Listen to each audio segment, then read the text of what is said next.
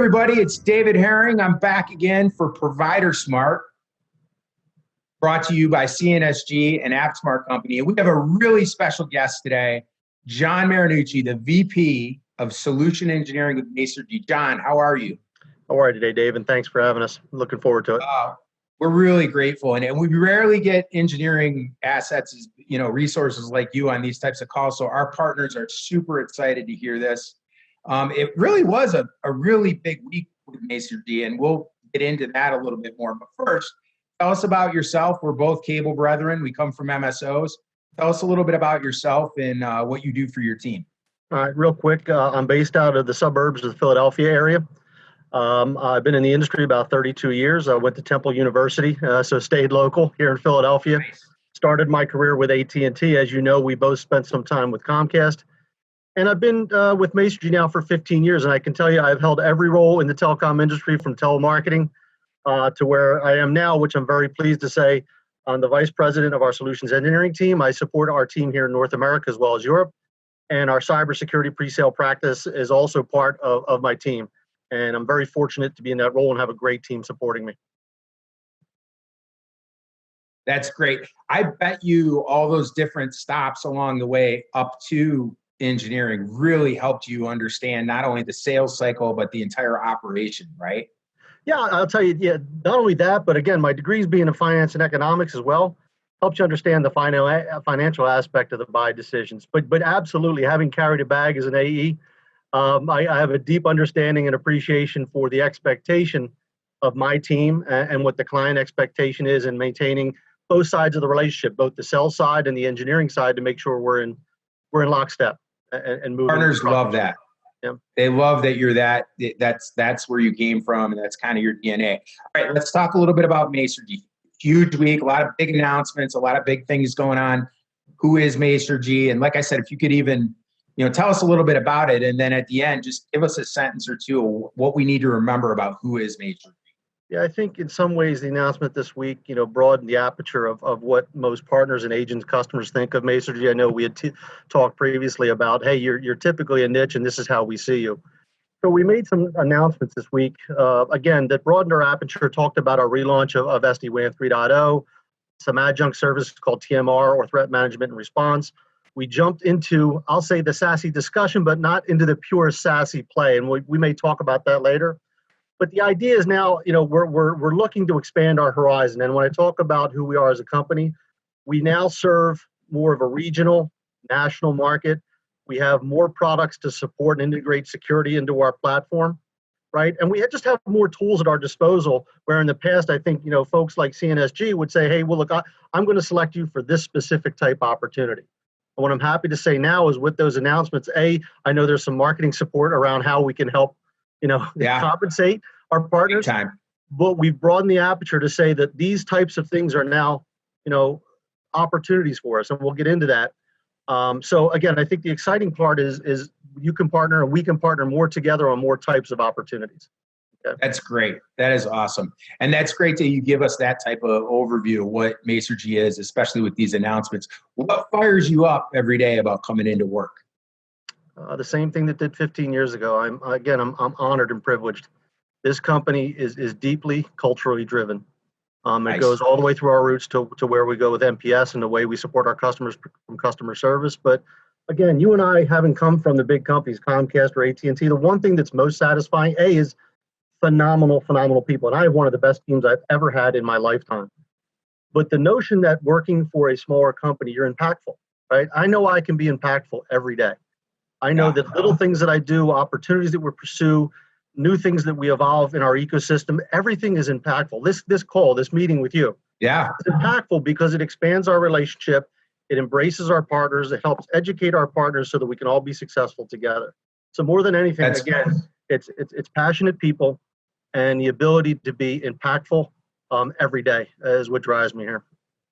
It's so cool. And I think technology, especially we're going through this pandemic right now, the entire country, technology has moved up to such an important part of everybody's lives. And when they get to deal with somebody like you or me that's really grateful every day to serve them, I think it's just so powerful, and it makes a big impact. I think that's one of the things that we come away from most clients, and this could be whether we become business partners or not, And again, it's really cool to see is the way the customer on the other side of the table sees the passion in what we're trying to do. And we Yeah. love the idea of trying to solve a problem. We truly want to engage, and I can tell you many times where we've left meetings. And again, this is just a on behalf of the sales guys, the sales engineers in our team, where the customer says, "You guys are really passionate."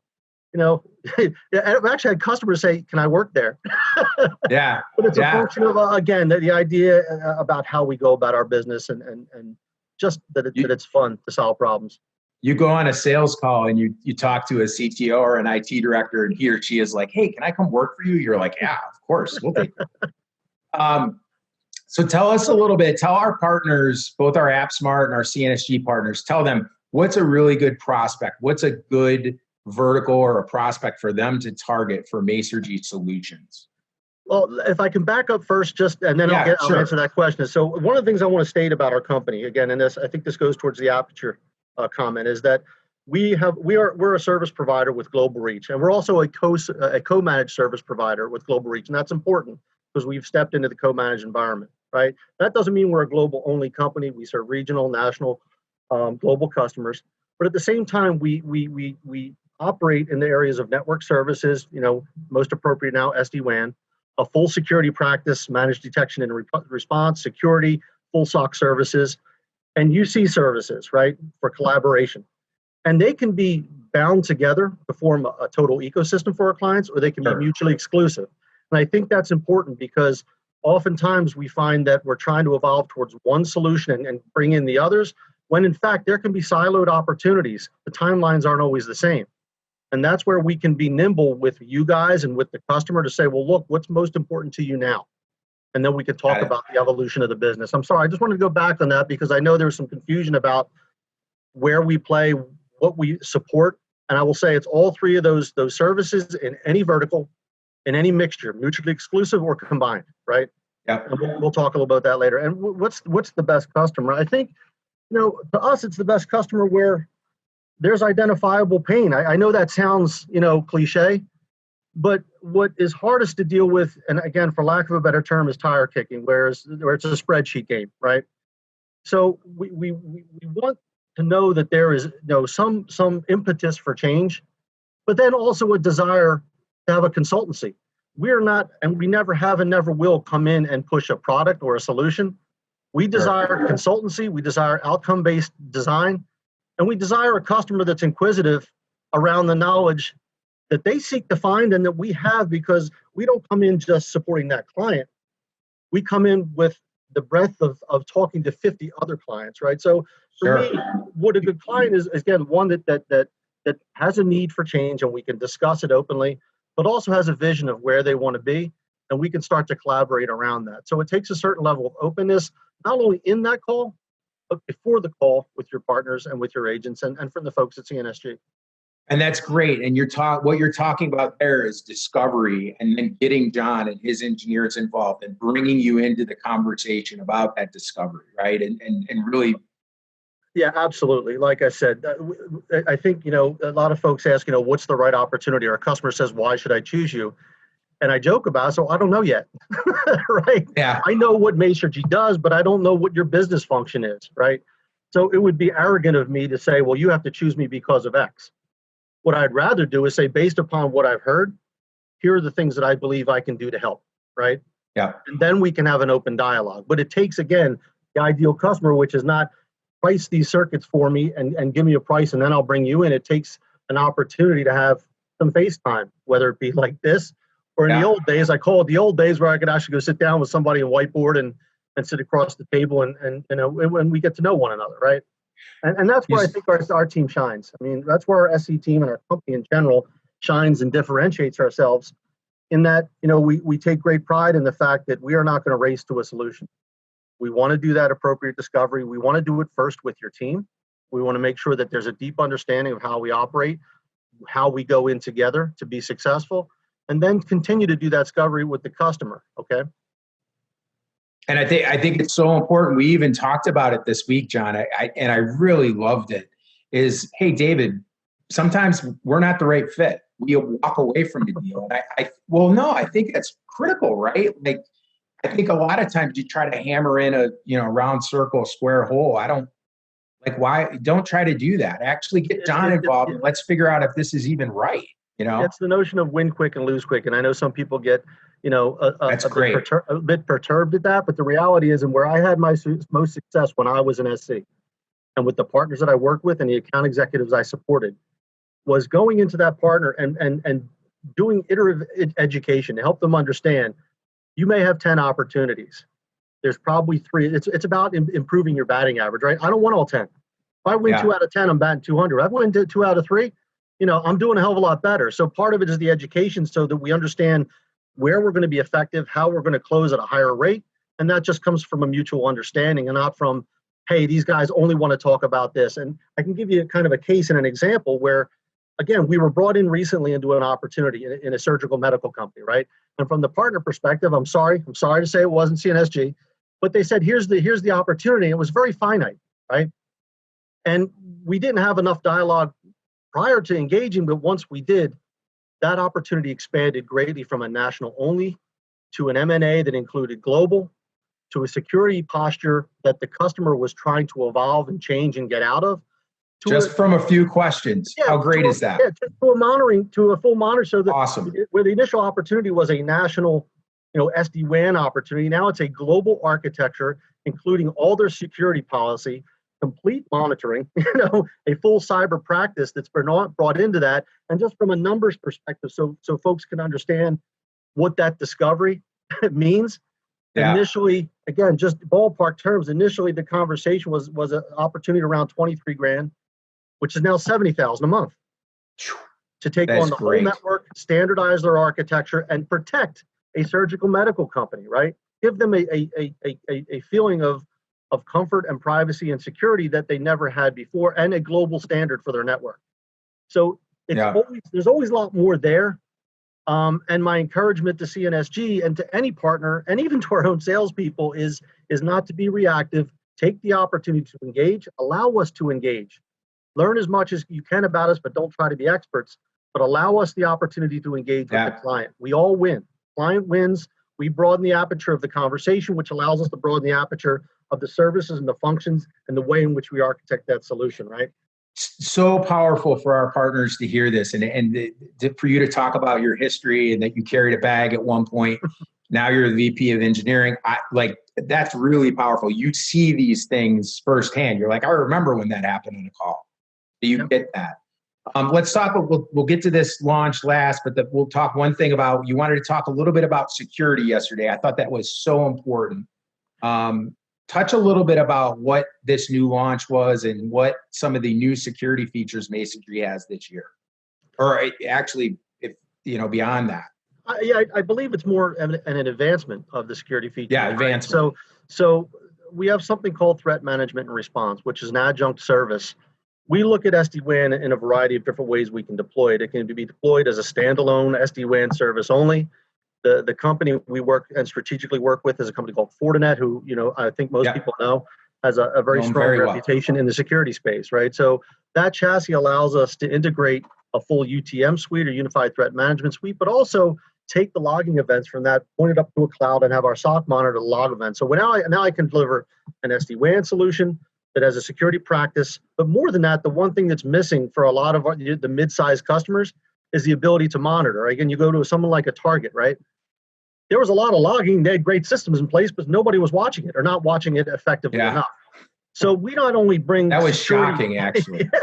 We not only bring security into the conversation with SD-WAN, we bring a SOC component into that, which serves as an extension of a staff. If you want to run a SOC, it's typically 5 people, follow the sun, and you think about the numbers to do that when you can source that as a solution, and it's a very powerful thing. But beyond that, when you get into security, again, we get into the components of SASE, and everybody's different in that. So SASE is really a framework that includes how you protect cloud, how you protect endpoint, how you provide cloud gateway services and content or access for your end users. But it's also a function of what you do east-west inside your network. And in every case, while Masergy, I think, is not a purist play from the standpoint that it's all cloud-driven, we have the ability to architect all the tenets of SASE up to and including things that the customer loves and they already have. I mean, let's be honest, You don't go into a typical opportunity where the customer is wholesale changing. Hey, I want to change everything, right? There's things they like and have.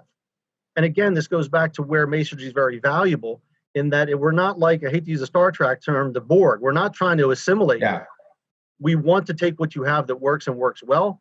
And we have a great track record of providing integration, right? So you keep what that's great. works. When that timeline comes, I can help you understand how you can migrate it, and we'll help you get there. Again, that doesn't answer, I think, your question specifically around security, but in everything we do and in everything you ask, right, as a partner, security should be top of mind. We know with post-COVID, the majority of spend is now pointed towards cloud, endpoint, and network security.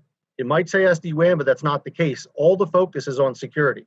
So if you head into a conversation that's purely reactive around you see your network and you don't ask a few questions, as we did in that example I gave you before about security, you don't uncover what is often, a tremendous, pain point or a lack of staff or expertise to support that in a rigorous manner in which we can do, right?